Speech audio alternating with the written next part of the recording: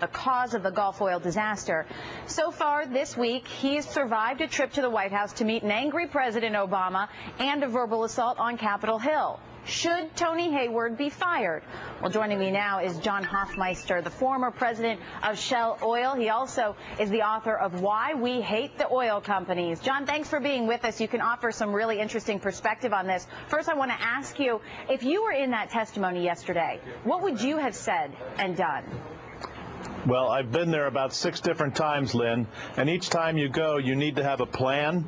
You need to prepare, rehearse, get ready, because you're going into their house where they are the masters of what they do.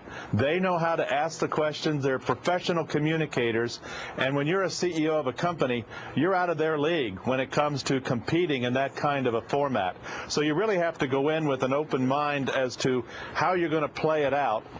Also, keep in mind, he's under criminal investigation, or his company is, so you're going to be advised by your lawyers to only answer things that are legally honest. Well, sure, but there's a lot of criticism. There's a lot of criticism that he just would go on the record. I think he said, "I wasn't there, I don't know," about 30 times during that testimony. Is that what you would have done in the same situation if it were Shell when you were CEO? If I was under criminal investigation, the answer is yes. Unless I was at the meeting and I didn't have, if I had firsthand knowledge, then to be honest, I have to say I have that knowledge. But if I wasn't there, or if I hadn't seen a document or so forth, you're practiced by your attorneys to say exactly what he said. Well, John, there is also a lot of criticism in the fact that, hey, he was CEO.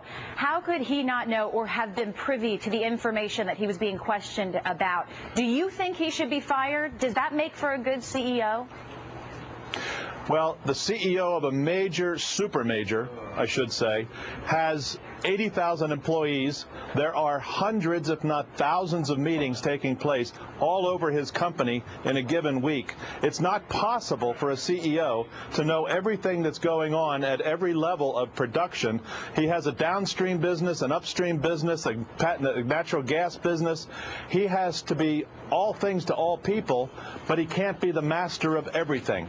The congressmen are very unfair in expecting a CEO to know what happened at a meeting that took 4 or 5 levels below him, took place 4 or 5 levels below him, to which he had no access or information.